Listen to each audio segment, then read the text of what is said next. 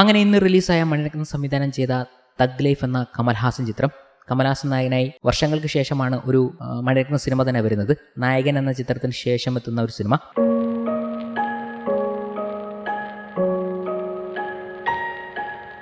അപ്പോൾ നമുക്ക് ആ പ്രതീക്ഷ ഉണ്ടാവുമല്ലോ. ഒരു ഗ്യാങ്സ്റ്റർ സിനിമ തന്നെയാണ് ഇതും. ഒരു പുണ്യ ഗ്യാങ്സ്റ്റർ സിനിമ എന്ന് വേണമെങ്കിൽ ഈ ചിത്രത്തെ വിശേഷിപ്പിക്കാം. ചിത്രം അവസാനിക്കുന്നത് ഒരു പുണ്യത്തിൽ തന്നെയാണ് എന്ന് വേണമെങ്കിൽ പറയാം. അങ്ങനെ തന്നെയാണ് ആ ചിത്രം കൊണ്ടെത്തിക്കുന്നത്. ഒരു പഴയ എഴുത്ത് ശൈലി ഈ ചിത്രത്തിൽ നമുക്ക് കാണാൻ കഴിയും. ഒരു പുതുമ ആയിട്ട് പ്രതീക്ഷിച്ച് ഒന്നും കിട്ടിയില്ല, പുതുമയായിട്ടൊന്നും അതിനകത്തില്ല. കമൽഹാസനും മണിരത്നം കൂടിയാണ് ഈ ചിത്രത്തിൻ്റെ സ്ക്രിപ്റ്റിംഗ് നടത്തിയിരിക്കുന്നത്. അവരുടെ ആ പഴയ സ്റ്റൈലായതുകൊണ്ടായിരിക്കാം അങ്ങനെയൊന്നും തോന്നിയത്. പക്ഷേ മേക്കിങ്ങിൽ അടിപൊളിയായിട്ട് ചെയ്തു വെച്ചിട്ടുണ്ട്. മണിരത്നത്തിന്റെ ഒരു സ്റ്റൈല് തന്നെ ഈ ചിത്രത്തിനുണ്ട്. സിഗ്നേച്ചർ, മണിരത്നം സിഗ്നേച്ചർ ഉണ്ട് ഈ ചിത്രത്തിൽ. ഓരോ ഫ്രെയിം എടുത്ത് നോക്കിയാലും അതിഗംഭീരമാണ്. പക്ഷേ നമ്മൾ ടീസറിലോ ട്രെയിലറിലോ കണ്ട ആ ഒരു ഇമ്പാക്റ്റ് സത്യം പറഞ്ഞാൽ സിനിമയിൽ കിട്ടിയിട്ടില്ല. ആദ്യം ഒരു അനൗൺസ്മെന്റ് വീഡിയോ ഉണ്ടായിരുന്നല്ലോ, കമൽഹാസൻ യക്കൂസ എന്നൊക്കെ പറഞ്ഞിട്ട് കാണിക്കുന്ന, അതൊരു ഗംഭീര സംഭവമായിരുന്നു. അത് കണ്ടപ്പോൾ തന്നെ നമ്മൾ ഇംപ്രസ്സായി. ചിത്രം കാണണം. പിന്നെ ടീസർ വന്നപ്പോൾ, ട്രെയിലർ വന്നപ്പോൾ ഒക്കെ കണ്ടപ്പോൾ ഫസ്റ്റ് ഷോ നമുക്ക് ആ ഒരു കാറ്റഗറിയിലേക്ക് നമ്മൾ ഈ സിനിമയെ കൊണ്ടെത്തിച്ചിരുന്നു. എന്നാൽ അത് കാണിച്ച ആ ഒരു സാധനം നമുക്ക് കിട്ടിയില്ല സിനിമയിൽ. നമ്മൾ കണ്ടുമറന്ന ഒരു സ്റ്റോറി ലൈൻ തന്നെയാണ്. ഫസ്റ്റ് സിനിമയുടെ കഥ തുടങ്ങുമ്പോൾ തന്നെ നമുക്ക് പിടിയിട്ടും ഇതെങ്ങനെ അവസാനിക്കും എന്നുള്ളത്. ക്ലൈമാക്സ് അപ്പോഴേ നമുക്ക് ചിന്തിച്ചെടുക്കാൻ കഴിയും. അങ്ങനെ തന്നെയാണ് സിനിമ തീരുന്നതും. പിന്നെ അതിൻ്റെ ഒരു വേ ഓഫ് മേക്കിംഗ് ആണ് ഗംഭീരമായിട്ട് ചെയ്തു വെച്ചിട്ടുണ്ട്.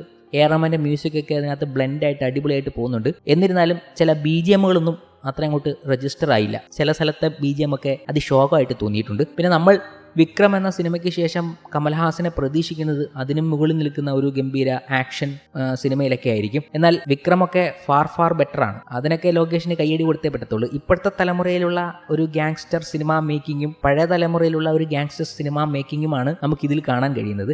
മണിരത്നം സത്യം പറഞ്ഞാൽ ഈ ഒരു പടം എടുക്കേണ്ട കാര്യമില്ല എന്ന് എനിക്ക് തോന്നുന്നു. പുള്ളിക്ക് ആ ഗ്യാങ്സ്റ്റർ വിട്ടിട്ട് പുള്ളി നല്ല ലവ് സ്റ്റോറിയൊക്കെ ചെയ്താൽ അടിപൊളിയായിരിക്കും. ഓക്കെ കൺമണി വരെ കിടിലനായിട്ടാണ് പുള്ളി ചെയ്തു വെച്ചത്. അത് കഴിഞ്ഞ് അങ്ങോട്ട് നല്ല സാധനങ്ങളൊന്നും വന്നിട്ടില്ല. ഇതിൽ തന്നെ കമൽഹാസനെ വേറെ രീതിയിലൊക്കെ പ്രസന്റ് ചെയ്യാമായിരുന്നു എനിക്ക് തോന്നി. ഈ ഒരു പാറ്റേണിൽ ഒരു സുഖമില്ലാതെ തോന്നി. പക്ഷെ എന്നിരുന്നാലും സിനിമ കണ്ടുകൊണ്ടിരിക്കാം, വെറുപ്പിക്കത്തൊന്നുമില്ല. നമ്മൾ എപ്പോഴും ആലോചിക്കും ഇതിലെന്തൊരു പുതുമയൊന്നും നമുക്ക് കിട്ടിയില്ല, അവസാനം വരെ കിട്ടിയില്ല. പഴയ കഥ പുതിയ കുപ്പിയിൽ എന്ന് പറയത്തില്ലേ, ഇത് പഴയ കഥ പഴയ കുപ്പിയിൽ തന്നെയാണ്. പുതിയൊരു സ്റ്റൈൽ ഉണ്ടെന്നേ ഉള്ളൂ, അല്ലാതെ പ്രത്യേകിച്ചൊന്നും പറയാനില്ല. നമ്മൾ ഹിന്ദിയിലൊക്കെ കണ്ടു മറന്ന ഗ്യാങ്സ്റ്റർ സിനിമകളൊക്കെ നമ്മുടെ രാം ഗോപാൽ വർമ്മയുടെ ഗ്യാങ്സ്റ്റർ സിനിമയുടെ ഒക്കെ സ്റ്റൈലുണ്ട് ഈ ചിത്രത്തിനും. സ്റ്റോറി പറഞ്ഞ പോലെ ഇത് തുടക്കം തന്നെ നമുക്ക് മനസ്സിലാകും ഇതെവിടെ അവസാനിക്കുമെന്ന്. അങ്ങനെ കുറച്ച് കാര്യങ്ങളൊക്കെ നമുക്ക് പ്രെഡിക്റ്റബിൾ ആണ്. അപ്പം തന്നെ നമുക്ക് ഒരു സർപ്രൈസ് എലമെന്റ്സ് ഒന്നും കിട്ടുന്നില്ല. പിന്നെ ഇപ്പോഴത്തെ ഒരു വയലൻസ് ഉണ്ടല്ലോ, ഇപ്പോഴത്തെ സിനിമയെ പിടിച്ചു നിർത്തുന്ന ഒരു വയലൻസ് ഘടകം ഉണ്ടല്ലോ, ആ ഘടകം ഒന്ന് പരീക്ഷിച്ചിട്ടുണ്ട് ഈ ചിത്രത്തിൽ. ഫസ്റ്റ് ഹാഫ് നല്ലൊരു സ്റ്റോറി ബ്ലെൻഡ് ആയിട്ട് പോകുന്ന ഒരു ഫസ്റ്റ് ഹാഫാണ്. കുഴപ്പമില്ലാതെ ഫസ്റ്റ് ഹാഫ് തീർന്നു. പിന്നത്തത് നമ്മൾ സെക്കൻഡ് ഹാഫ് എന്ന് പറയുന്നത് റിവഞ്ചാണ്. ആ റിവഞ്ച് എന്ന് പറയുന്നത് വയലൻസിലൂടെ കടന്നു പോകുന്ന റിവഞ്ചാണ്. പക്ഷേ റിവഞ്ച് നമുക്കങ്ങോട്ട് ഫീൽ ചെയ്യത്തില്ല. അങ്ങനത്തെ ഒരു റിവഞ്ചാണ്. പലയിടത്തും കമൽഹാസൻ തകർന്നു പോകുന്നൊക്കെ രീതിയിൽ കാണിക്കുന്നുണ്ട്. അത്രയും ഭയങ്കര മനുഷ്യനെ ഇങ്ങനെ കാണിച്ചിട്ട് തകർന്നിരിക്കുന്ന കാണുമ്പോൾ നമുക്ക് ഭയങ്കര വിഷമം തോന്നും. പിന്നെ കുഴപ്പമില്ല, അങ്ങനെ അവസാനിച്ചു, പുണ്യമായി തന്നെ അവസാനിച്ചു. അങ്ങനെ പോകുന്നു സിനിമ. പക്ഷെ എനിക്ക് തോന്നുന്നു ഗ്യാങ്സ്റ്റർ സിനിമയിൽ ഈ അടുത്ത കാലത്ത് ഗംഭീരമായിട്ട് ചെയ്തത് കബാലിയാണ്. രജനീകാന്തിന് അടിപൊളിയായിട്ടാണ് അതൊരു വെറൈറ്റി ആയിരുന്നു സംഭവം. ആ ഗ്യാങ്സ്റ്റർ സിനിമയിൽ തന്നെ ഒരു വെറൈറ്റി ആയിരുന്നു. അതുപോലൊരു വെറൈറ്റി നമ്മൾ ഇതിലും പ്രതീക്ഷിച്ചായിരുന്നു. പക്ഷേ പ്രതീക്ഷിച്ചൊന്നും കിട്ടിയില്ല. കമൽഹാസന്റെ റോള് കമൽഹാസൻ അടിപൊളിയായിട്ട് ചെയ്തു വെച്ചിട്ടുണ്ട്. കുറെ ഡിഫറെന്റ് ലുക്കിലൊക്കെ വരുന്നുണ്ട്. ആ ലുക്കൊക്കെ ഗംഭീരമായിരുന്നു. മണിരത്നത്തിന്റെ ഷോട്ടിലുണ്ടല്ലോ ഭയങ്കര ക്ലോസപ്പ് ഷോട്ടുകളൊക്കെ വെച്ച് അടിപൊളിയായിട്ട് ചെയ്തിട്ടുണ്ട്. കുറെ ഇമോഷൻ സീനുകളൊക്കെ ഉണ്ട്. കമൽഹാസൻ ഭയങ്കര ഇമോഷണലായിട്ട് അങ്ങ് പോകുന്ന സീനുകളൊക്കെ ഉണ്ട്. അതൊക്കെ ഗംഭീരമായിരുന്നു. പക്ഷെ ആ പ്രായത്തിന്റെ ഒരു ഇത് വെച്ചിട്ട് പുള്ളി ചെയ്തത് ഒരു രസമുണ്ട് കാണാൻ. നല്ലപോലെ പ്രായം തോന്നിക്കുന്നുണ്ട് ഇതിനകത്ത്. അതുകൊണ്ട് നമുക്ക് ഇത് ഈ ഫൈറ്റൊക്കെ എടുത്താൽ പൊങ്ങുമോ എന്നൊക്കെ തോന്നുമല്ലോ അത്. പക്ഷെ വിക്രത്തിന് നമുക്കത് ഫീൽ ചെയ്തില്ല. അതാണ് വ്യത്യാസം. വിക്രത്തിൽ നല്ല പ്രായമായിട്ട് തോന്നിക്കുന്നെങ്കിലും വിക്രത്തിൽ ഓരോ ആക്ഷൻ ചെയ്യുമ്പോൾ നമ്മൾ കമൽഹാസൻ എന്നാ പഞ്ച ആ ഒരു ഫീൽ ഉണ്ടല്ലോ, അത് നമുക്ക് കിട്ടും. ഇത് പക്ഷേ അവിടെ കിട്ടുന്നില്ല. പിന്നെ ചിമ്പു സിലംബരസൻ ഗംഭീര വേഷമാണ്. ഒരു അഗ്രസീവായിട്ടുള്ള വേഷം കിടിലായിട്ട് ചെയ്തിട്ടുണ്ട്. കുറേ സ്ഥലങ്ങളിലൊക്കെ പാളിപ്പോയി, എന്നാലും കുഴപ്പമില്ല. സിംബു ഒക്കെ അടിപൊളിയായിട്ട് ചെയ്തു വെച്ചിട്ടുണ്ട്. നല്ല റോളാണ്. പിന്നെ നമ്മൾ ആദ്യം ഒന്ന് കേട്ടായിരുന്നല്ലോ ഈ ചിത്രത്തിൽ ദുൽഖർ സൽമാനെ കാസ്റ്റ് ചെയ്തു എന്നുള്ള വിവരം. പിന്നെ ദുൽഖർ സൽമാനെ ഡേറ്റ് ഇഷ്യൂ കാരണം പോയി എന്ന് പറഞ്ഞത്. അപ്പം നമ്മളെല്ലാവരും പറഞ്ഞു സിലംബരസൻ്റെ ചിമ്പുവിൻ്റെ റോളായിരിക്കും ദുൽഖർ ചെയ്യാൻ പോകുന്നത് എന്ന്. പക്ഷെ ദുൽഖർ ചെയ്തിരുന്നെങ്കിൽ അത് പുൾ ഓഫ് ചെയ്യാൻ ഭയങ്കര പാടായിരുന്നെന്ന് എനിക്ക് തോന്നി. അതുപോലെ ചെയ്തിട്ടുണ്ട് ചിലംബരസൻ. പിന്നെ പറഞ്ഞത് ദുൽഖർ ചെയ്യാൻ പോകുന്ന റോള് ചിലംബരസൻ്റേതല്ല, അശോക് സെൽവൻ്റേതാണ് എന്ന് പറഞ്ഞായിരുന്നു. പിന്നെ എന്നിരുന്നാലും ദുൽഖർ കൈവെക്കാഞ്ഞത് കാര്യമായി. കാരണം അശോക് സെൽവന് അത് വലിയ റോളൊന്നുമില്ല. വെറുതെ വന്ന് ഡമ്മി പോലെ നിന്ന് ചെയ്യേണ്ടി വന്നേനെ. അത് ചെയ്യാതിരിക്കുന്നതായിരുന്നല്ലോ. എന്തായാലും കാര്യമായിട്ട് പിന്മാറിയത് കാര്യമായി. ഇതിനകത്ത് പ്രത്യേകിച്ച് ചെയ്യാനൊന്നുമില്ല. പിന്നെ എനിക്കിതിനകത്ത് ഏറ്റവും ഇഷ്ടപ്പെട്ട റോളെന്ന് വെച്ചാൽ നമ്മുടെ ജോജുവിനെ അടിപൊളി ആയിട്ട് ഉപയോഗിച്ചിട്ടുണ്ട്. ഗംഭീരമായ റോൾ കൊടുത്തിട്ടുണ്ട്. അല്ല ചുമ്മാ വന്നുപോയ റോളല്ല, അടിപൊളിയായിട്ട് ചെയ്തിട്ടുണ്ട്.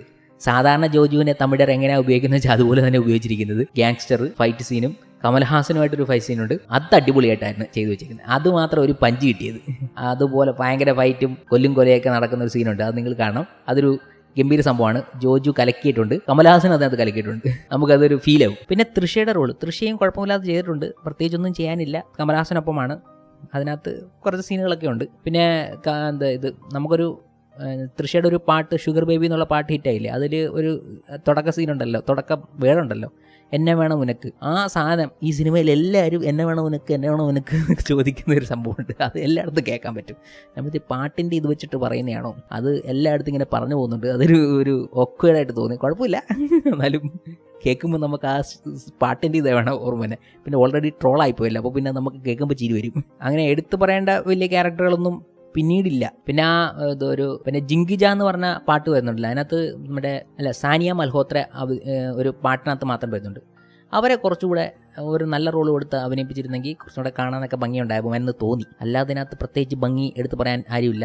തൃഷ മാത്രമേ ഉള്ളൂ. പിന്നെ പറയാനുള്ളത് കമൽഹാസന്റെ രംഗരായ ശക്തിവേല നായ്ക്കറും സിംബു അവതരിപ്പിച്ച അമരൻ തമ്മിലാണ് കഥ മുന്നോട്ട് പോകുന്നത്. അവർ രണ്ടുപേരെയും കഥയാണ്. അവരുടെ നടക്കുന്ന കോൺഫ്ലിക്റ്റും മറ്റുമൊക്കെയാണ് സെക്കൻഡ് ഹാഫ്. അത് ഗംഭീരമായിട്ട് ചെയ്തിട്ടുണ്ട്. കുറെ ഫൈറ്റ് സീക്വൻസ് തന്നെയാണ് കൂടുതലും. അതിനകത്ത് സെന്റിമെന്റ് വർക്ക്ഔട്ട് ചെയ്യാൻ ടിപ്പിക്കൽ മണിരത്നത്തിന്റെ കുറെ സ്റ്റൈലൊക്കെ ചേർത്തിട്ടുണ്ട്. കണ്ടിരിക്കാം, പക്ഷേ പുതുമയൊന്നും പ്രതീക്ഷിക്കരുത്. അങ്ങനെ വലിയ പുതുമയൊന്നുമില്ല, പക്ഷെ ഒരു ഗംഭീര ഗാങ്സ്റ്റർ സ്റ്റോറിയാണ്. പിന്നെ പ്രത്യേകിച്ച് പറയാനായിട്ടൊന്നുമില്ല. ടിപ്പിക്കൽ ബോംബെയിൽ ഒക്കെ നടക്കുന്ന ഒരു ഗാങ്സ്റ്റർ ലെവൽ സംഭവം, മണിരത്നത്തിന്റെ ടിപ്പിക്കൽ മേക്കിംഗ്, സിഗ്നേച്ചർ മേക്കിംഗ്, പാട്ടുകൾ, റഹ്മാന്റെ പാട്ട് ബ്ലെൻഡ് ചെയ്തു പോകുന്ന വിഷയങ്ങൾ. പിന്നെ നമ്മൾ ടീസറും ട്രെയിലറും കാണിച്ച ആക്ഷനൊന്നും സിനിമയിൽ ഞാൻ കണ്ടില്ല. അതൊക്കെ പ്രൊമോയ്ക്ക് വേണ്ടിയിട്ട് ഷൂട്ട് ചെയ്ത് തന്നെ ആയിരിക്കും. പിന്നെ അതിനകത്ത് പറയുന്നത് യക്കൂസ ഗ്യാങ് എന്നൊക്കെ പറയുന്ന പോലെ പറയുന്നുണ്ട്. നമ്മൾ അതൊക്കെ കേൾക്കുമ്പോൾ എന്തോ ചൈന ജപ്പാനൊക്കെ പറഞ്ഞ ഭയങ്കര ഗ്യാങ് ഒക്കെ ആയിരിക്കും വരാൻ പോകുന്നതൊക്കെ പറയുന്നത്.